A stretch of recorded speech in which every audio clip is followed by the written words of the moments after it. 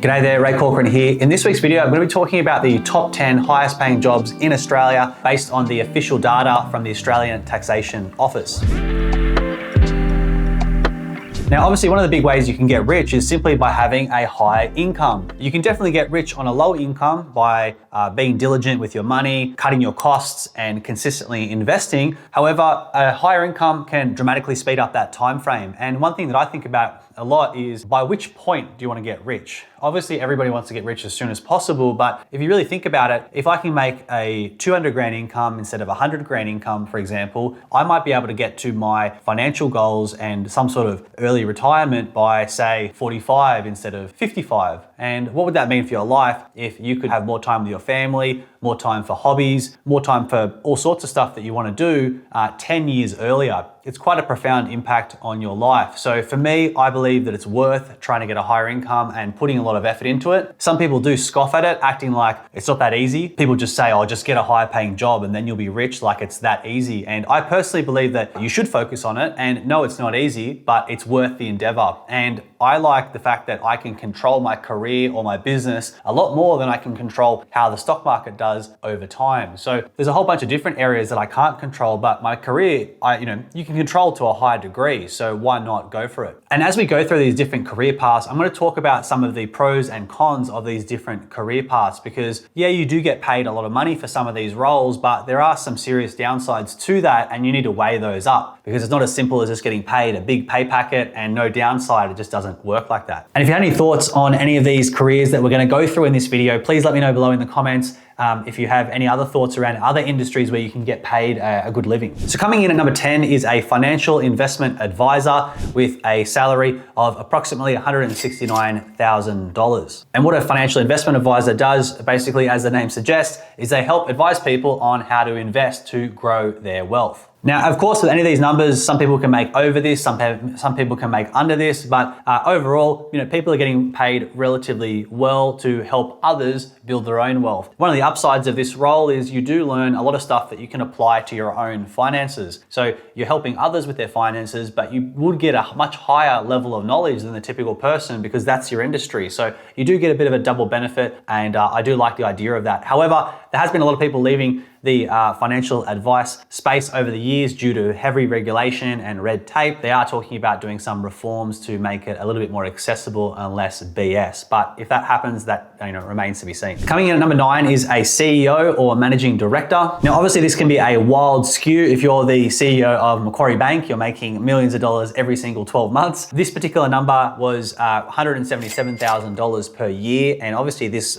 covers a huge number of people. So it's over 220,000 people who mark themselves down on their tax return as CEO or managing director. So that goes from very, very small companies all the way up to very, very large ones. But overall, if you're the head of the ship, you do get paid more. There are some downsides to that, of course, by being the last person at the end of the chain. When you're the CEO, there's no one else to blame. The thing I like about a CEO role or a higher level role is that you have to steer the direction of how the business goes. So you do have a high degree of control, and the more responsibility you have in a job, the more money that you can make. So it's always good to take on more responsibility. I used to personally avoid responsibility and effort earlier in my career, but you typically will get paid based on how much responsibility and how much you are accountable for. So if you're not accountable for anything, you're probably not going to get paid much, because what you're doing is not super important, or not a lot of stuff hinges on your particular role. Coming in at number 8 is judges and legal professionals, coming in with a salary of around $193,000. So a lot of these people work pretty crazy hours, lawyers especially. You've got to take that into consideration with many of these roles. For pretty much any high paying role, there's going to be an expectation that you do a lot and you go above and beyond, but you do need to weigh that up against how many hours you're doing per week, because some people, you might be better off getting paid 20, 30 grand less, but doing significantly less hours, maybe a standard 40-hour week rather than doing crazy 80, 90-hour weeks every single week. And for this category, this includes solicitors, attorneys, judges, criminal law, corporate law, all that sort of stuff. Number 7 is mining engineers for $196,000 per year.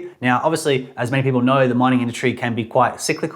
When they're making heaps of money, everybody's making a lot of money, and when they're not making money, a lot of people get fired or made redundant, or salaries people are offering in that industry drop a lot temporarily. So that's one thing to consider with the mining industry. Overall, you can get paid a lot of money, and I think for a lot of people, especially young people, if you can do a couple years in a mining role, even there's people that are younger that may not be as old as a engineer graduate, for example, and upwards, but you might be a young person that could go there and make comfortable 6 figures per year, sometimes a couple $100,000 on some more entry-level roles, because they're making so much money at the mines. So I know many people that have done that and they've made above average money. They've gone there, the work was average, or they didn't really love it, but they got ahead and they got a few $100,000 in the bank, came back, and they still had plenty of their youth to enjoy. So something to consider, especially if you are a younger person. As for engineers, obviously you have to go to uni for that, but the people coming out of that on average making around $196,000 per year, which is not bad. And just for comparison, the average Australian's taxable income is around $68,000 to $69,000. So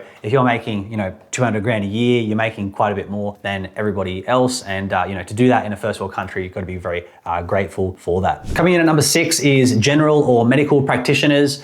With an annual salary of annual taxable income, of $251,000. So obviously it's a fantastic amount of money. This could be pathologists, radiologists, GPs, all that sort of stuff. So fantastic amount of money. I don't think I could do it personally because I would have to go to uni for quite a while, and uni wasn't really my thing, but you can make a decent amount of money. If it's something that you're passionate about, then it makes a lot of sense. Coming in at number 5, which was one of the surprise ones for me personally, was a psychiatrist, coming in at $270,000. So I didn't actually realize they made that much money, and I'm sure there's a scale of people that make much below, well below that. Psychiatrists obviously help people with a whole bunch of mental, issues, and it's beyond my pay grade, sort of understanding how they work and everything that they do. It's a fantastic amount of money. I'm not sure that I could personally do it, but if it's something that you are passionate about, I know a lot of people are very interested in psychology and how people think and why people turn out a certain way. It seems like a fantastic career path for people that are naturally interested in it. And I would recommend that whatever you're doing something that you are interested in. A lot of people say follow your passion. It does sound kind of corny, but if you think about how long you may spend in the industry, both in terms of overall career and also just how long you need to spend before you get up to that higher income level, which is usually several years into it, you need to consider that, because if you don't want to spend, I don't want to spend 5, 10, 15 years just to get to a point where I earn good money. And I've spent that whole time doing something that I'm not super passionate about. Like for me, I'm in marketing and I love it. I get a lot of energy from it. I enjoy it. So I don't mind spending years and years and years learning my craft, because one, eventually I could get paid very well. And now I enjoy it day to day. I enjoy the problem solving, the combination of maths and numbers and creativity. For me, it's a good match for me. So whatever career you pick, obviously try and pick something that aligns to your strengths and also stuff that you are naturally interested in. Coming in at number 4 is internal medicine specialists. So they were making a taxable income of $334,000. And apparently there are 10,000 of these people in the country, and they treat issues with internal organs and use specialized diagnostic tools for this. I honestly didn't really understand what these types of people were, and if anyone in the comments has any light on any of these careers, to be honest, please let me know in the comments. But this is just basically what the ATO has reported, but they're making quite a bit of money per year, over $330,000 per year. So maybe it's worth investigating what they actually do, but it's a decent amount of money. Now we're getting into the top 3. This is where we get to the pointy end of things.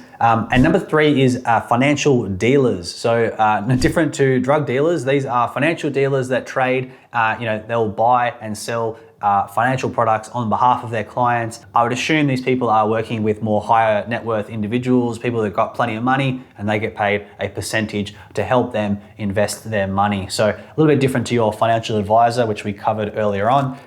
These people actually will actively manage stuff for people and buy and sell stuff. I know some of these people in the pointy end of town can make quite a bit of money, and obviously making around the 350K mark is always a fantastic thing. Coming in number 2 is anesthetists that make a taxable income of around $426,000. So pretty hefty amount and not far off the top spot. Anesthetists, it does take them, according to the internet anyways, I'm not an expert on any of these different fields. I know my industry, but this is based on the data that's out there. But apparently it does take quite a long time to get to that point, to get that level of skill and experience where you can just, any industry really, where it takes them years and years and years to be able to do something that only takes maybe 5 minutes, and it might be very expensive. You know, my wife, before she gave birth to our first child, we had an anesthetist that came in, and they were only there for a few minutes really, and they got the job done. They did, I think, a perfect job, but it did cost a lot of money for a very short period of time, and it was absolutely worth it. But obviously it took them so long to get to a point where they could just come in and out and do a fantastic job just like that. And that's true for any industry. There's so many stuff that, you know, I've learned in my industry that has taken me years and years and years to get to the point where I can put together something quite fast that would have taken me previously days and days and weeks to do. And coming in at number 1, and you may have already guessed this one, but it is surgeons with an annual taxable income of around $457,000. So it's the highest paying job in the country. One of the things to keep in mind with this is many of them spend 10 to 12 years, like quite literally over a decade, getting to the point where they can do what they do. So it's, I have a lot of respect for these people that, you know, it must